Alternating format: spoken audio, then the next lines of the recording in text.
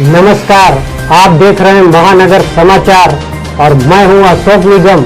आइए देखते हैं आज की ताजा खबर। एक्चुअल महाज है भाई, होगा फॉल्स फ्लैग ऑपरेशन, जरूर होगा, क्योंकि इंटरनेशनल हवाई भी हासिल है। वो करेंगे आपको, और करना चाहिए उनको जब उनको सब कुछ उनके पास है। आप बैठे रहे आपके आकर के जो हम देख रहे हैं, जिसकी तर्जुमानी ये हालात कर रहे हैं, जो डीजी आईएसपीआर का रिएक्शन है, क्या हम कह सकते हैं कि भारत खित्ते में हालात जो है वो जंग की तरफ लेकर जा रहा है? हालात आने वाले दिनों में जंग की तरफ जा रहे हैं। इफ्तिखार अहमद साहब, क्या ओपिनियन है आपकी क्या राय है इस मामले पर कि भारत जो है वो हालात को जंग की तरफ लेकर जा रहा है? बिल्कुल, मैं इस मामले को तस्लीम करता हूँ कि ऐसा होता हुआ नजर आ रहा है। ये तो बात जब उन्होंने एनेक्स किया था कश्मीर को, उसका जो डिबेट शुरू हुई थी, हमने तो उस वक्त भी महसूस किया था कि भारत इससे बढ़कर हमला करेगा। और मेरा ये खदशा है कि वो एजेके पर पहला उसका वार होगा और फिर वो इंटरनेशनल बाउंड्री की तरफ आएगा, क्योंकि एजेके पर उसका हमला आसान है और उस पर इंटरनेशनल जो पोजीशन होगी उसकी वो कुछ और होगी, और इंटरनेशनल बाउंड्री पर अगर हमला वो करता है तो उसकी पोजीशन कुछ और होगी। और हमारे लिए बड़ी मुश्किल होगी कि अगर एजेके पर हमला होता है तो हम क्या पोजीशन लेते हैं और क्या कर सकते हैं, और हम कितने अपने वसाइल को उस सारे मामले में मुकाबले में ला के खड़ा कर सकते हैं। ये बड़ी इंपॉर्टेंट चीज़ होगी। मैं इस पर और तो कुछ नहीं कह सकता। I expect India to attack AJK in coming days. It is the possibility, you cannot rule out this possibility. Amir, आपका पॉइंट ऑफ व्यू क्या है इस पर? मेरा ख्याल है शायद जंग की तरफ तो नहीं, क्योंकि आप पिछले 7 साल से देख लें, लाइन ऑफ कंट्रोल पे और वर्किंग बाउंड्री पे जितनी दफ़ा अनप्रोवोक्ड शेलिंग या जो लाइन ऑफ कंट्रोल की वायलेशन की है इंडिया ने, वो बड़ी ख़तरनाक फिगर है। वो नंबर्स में भी और कैजुअलिटीज़ में भी, और जो पाकिस्तानी यानी हमारी तरफ से जो पाकिस्तानी कश्मीरी ज़ख्मी हुए हैं, ख़तरनाक और तशवीशनाक फिगर है। तो जब भी ये सूरत हाल होती है, हमें ये सवाल उठाना पड़ता है कि कहीं हालात जंग की तरफ तो नहीं जा रहे हैं। नवाज शरीफ साहब के ज़माने में आपको पिछले 5 साल में याद होगा, PMLN के तकरीबन इसी तरह की सूरत हाल थी लाइन ऑफ कंट्रोल पे और वर्किंग बाउंड्री पे। और उस वक्त भी जब अचानक कोई बड़ी कार्रवाई होती थी भारत की बॉर्डर सिक्योरिटी फोर्स की तरफ से, तो यही सवाल होता था कि कहीं हालात जंग की तरफ तो नहीं जा रहे। मेरा नहीं ख्याल कि हालात जंग की तरफ जाएंगे। पाकिस्तान ने कोशिश की कि वो यूनाइटेड नेशंस के जो इंडिपेंडेंट ऑब्जर्वर्स हैं उनको लेकर जाए और दिखाए जो हमारी साइड से लाइन ऑफ कंट्रोल की सूरत हाल, और ISPR और आर्मी की तरफ से कई दफ़ा उन लोगों को ले जाके, और जो मुख्तलिफ एम्बेसडर्स पाकिस्तान के अंदर मुख्तलिफ मुल्कों के हैं उनको भी लेकर जाके दिखाया गया है। और वहाँ जो ज़ख्मी हैं, जो मवेशियों को नुकसान पहुँचा है, जो घरों को नुकसान पहुँचता है, ये सब कुछ इंटरनेशनल इंडिपेंडेंट ऑब्जर्वर्स को पाकिस्तान दिखाता रहा है। लेकिन इंडिया की तरफ से ये हौसला, ये जुर्रत कभी नहीं होती, क्योंकि वो भी तो दिखाए ना कि पाकिस्तान की तरफ से उनकी तरफ कभी ऐसा हुआ। अच्छा, अब ये बड़ी इस वक्त तशवीशनाक और सूरत हाल इस तरह से है कि उस तरफ जो बचते हैं मकबूजा कश्मीर में, जम्मू कश्मीर में, वो कश्मीरी हैं, वो हमारे अपने हैं। हम उनको नहीं मार सकते। हमारी फौज की एक मजबूरी है, एक माजूरी है। हम अगर बदला लेना भी चाहें तो हम उस तरह से अनप्रोवोक्ड शेलिंग नहीं कर सकते हैं। हम गोलियों की बौछार नहीं कर सकते हैं, क्योंकि उधर जो मरेगा वो हमारा है। लेकिन भारतीय फौज जो है, उनको इस बात की कोई परवाह नहीं है कि वो अगर मकबूजा आजाद कश्मीर में या वर्किंग बाउंड्री के इलाके में अगर फायरिंग करेंगे तो वो किसको मार रहे हैं, क्योंकि वो तो पाकिस्तानी कौम को अपना दुश्मन समझते हैं। लिहाजा उनको इस बात की कोई परवाह नहीं कि वो गोलियों की बौछार कर रहे हैं तो करते रहे, 20 दर्जनों लोग मर जाएं तो मरते रहे। हम हैंडीकैप्ड हैं, हम नहीं मार सकते इस तरह से। लिहाजा ये तो एक लॉजिकल पॉइंट है पाकिस्तान के पास कि पाकिस्तान नहीं कर सकता। हाँ, पाकिस्तान जब भी जवाब देता है तो वो उनकी चेक पोस्ट्स को, उनके फौजियों को, जो बॉर्डर सिक्योरिटी फोर्स है इंडिया की, उसको अटैक करता है। लेकिन हम सिविलियंस को अटैक नहीं कर सकते हैं, क्योंकि अगर हम उनको मारेंगे तो वो हमारे लोग हैं। तो ये सूरत हाल उठानी चाहिए इंटरनेशनल प्लेटफॉर्म्स के ऊपर। ये हुकूमत वक्त की जिम्मेदारी है। और ये सिर्फ ट्वीट्स के जरिए से इमरान खान साहब जो है वो समझते हैं कि शायद ये जो ट्विप्लोमेसी है ना, ये जो डिप्लोमेसी की अब नई टर्म आ चुकी है, ट्विप्लोमेसी, ट्विटर के जरिए से, शायद ये इफेक्टिव होगी। ये इफेक्टिव नहीं होगी। आपको एक्सपोज करना होगा और फैक्ट्स के साथ पूरी दुनिया को जाके बताना होगा कि पाकिस्तान में हो क्या रहा है और वहां से किस तरह शेलिंग होती है, क्यों होती है। और अच्छा, एक हॉटलाइन भी एस्टैब्लिश है दोनों तरफ से। सही। उस हॉटलाइन का भी कोई ना कोई रिकॉर्ड होता होगा और पाकिस्तान अपना प्रोटेस्ट रिकॉर्ड करता होगा हमेशा वहां पे, उनको उनकी तरफ रजिस्टर करता होगा कि उधर से कुछ कार्रवाई हो रही है। तो ये चीजें दुनिया को बताने की जरूरत है, प्रेशर डाल के भारत को एक्सपोज करने की जरूरत है। लेकिन भारत एक सॉवरेन स्टेट है, हमसे 3 गुना मईशत और दिफा के लिहाज से वो ताकतवर मुल्क है। जंग नहीं हो सकती है इस मामले के ऊपर, लाइन ऑफ कंट्रोल के ऊपर, लेकिन पाकिस्तान को जाहिर बात है एक आजाद, खुद मुख्तार और खुददार रियासत की तरह जवाब देना होगा। जनरल साहब, क्या है पसे पर्दा हकायक? एलओसी की सूरत हाल वाकई इस बात की तरफ इशारा कर रही है कि हालात जंग की तरफ जा रहे हैं? बिस्मिल्लाहिर्रहमानिर्रहीम। देखिए, ये जंग की तरफ यूं कह लीजिए कि बहुत सारी पॉसिबिलिटी है कि इंडिया कश्मीर में, आजाद कश्मीर में या नॉर्दर्न एरियाज में कोई बड़ा एक्शन करेगा।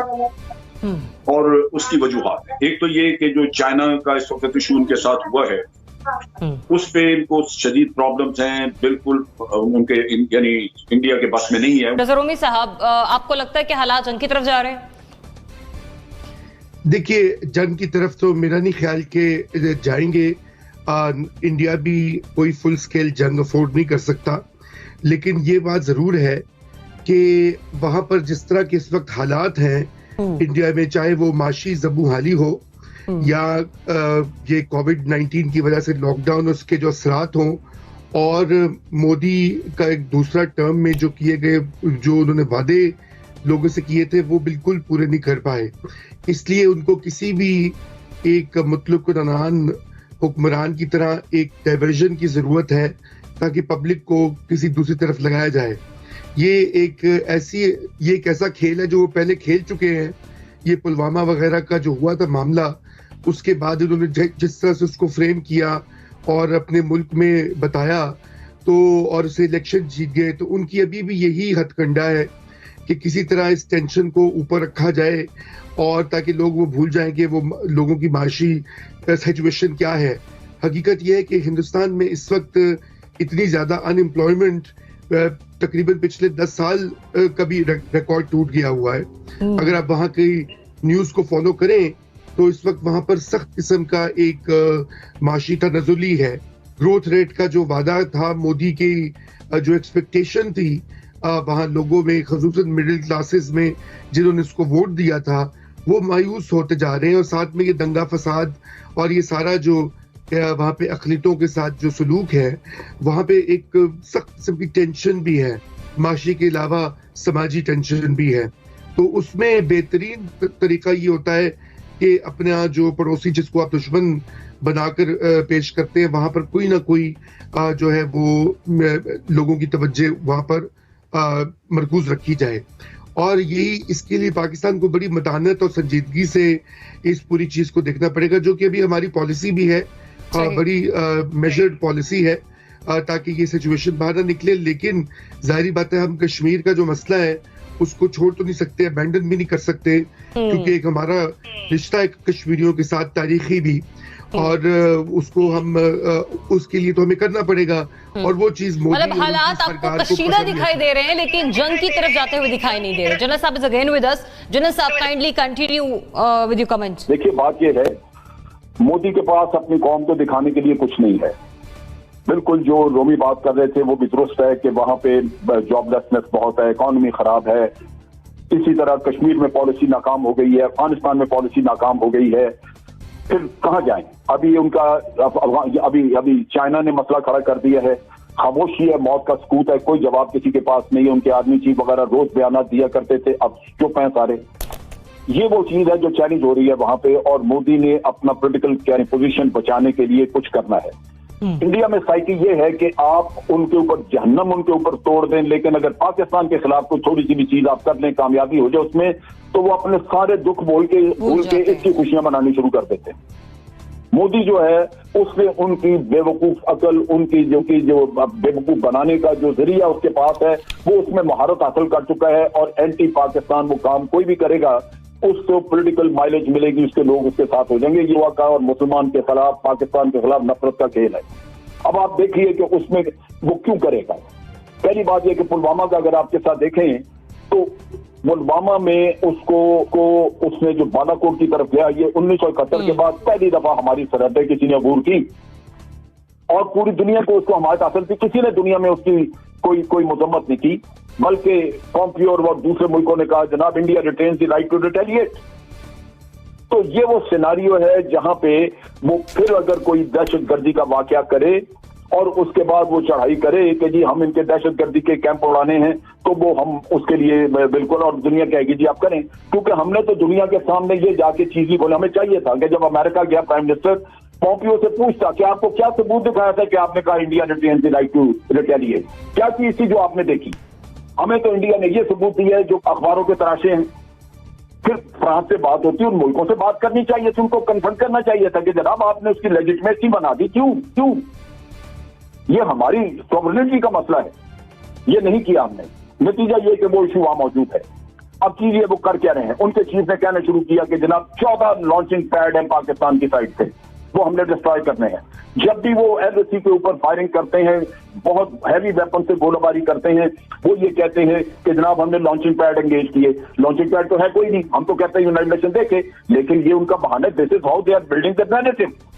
दूसरा उन्होंने ये काम किया कि अभी चंद दिन पहले एक कार उड़ा दी, कहा जिसमें एक्सप्लोसिव लगे हुए थे, टेररिज्म इधर करवाया जा रहा है।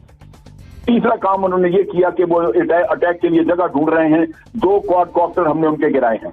वो आपके डिफेंसेस में वीकनेस ढूंढ रहे थे कि इनके पूरे डिफेंसेस की तस्वीरें ली जाए और पता किया जाए कि जनाब कहां पे हैं, इनके कोई डिफेंसेस में वीकनेस है तो उसको पकड़ा जाए। और आखिरी काम उन्होंने ये किया कि आपके एम्बेसी के स्टाफर्स को निकाल के बाहर निकले, they are just creating the heat. अभी उन्होंने आज आपके जो चार्ज अफेयर है वहां पे, उसको उनकी इंटेलिजेंस ने रोका है, सड़कों पे उसको रिलीज किया है। तो दे आर बिल्डिंग अप कि एक ऐसी सिचुएशन, एक माहौल बना दिया जाए जहां वो कुछ करें और जस्टिफाइड हो। 2 आदमी जो उन्होंने निकाले, उन्होंने कहा जी ये जासूसी कर रहे थे, ये एस्पिरेट कर रहे थे, वो नहीं कर रहे थे, लेकिन ये माहौल बनाया जा रहा है कि उसको लिंक करेंगे किसी एक्ट ऑफ टेररिज्म के साथ।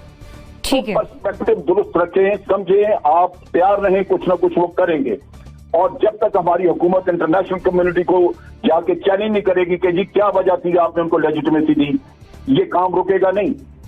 ये होते रहेंगे इसलिए कि इंटरनेशनल हमारे तो उसको पूरी तरह हासिल है। हम कहते हैं कि हम बेगुनाह, हमने कोई टेररिज्म नहीं कराया, तो भाई फिर जाकर मुल्कों को बताओ ना जो उनको कहते हैं कि you retain the right to attack Pakistan.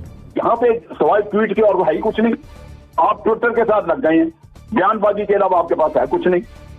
भाई असल सफारतकारी किधर है? ये वो चीज है जो करने की है। सही, यही वो हालात है कि पाकिस्तान को बेहतरीन सफारतकारी दिखाना होगी, ट्विटर का महाज छोड़कर जो एक्चुअल महाज है।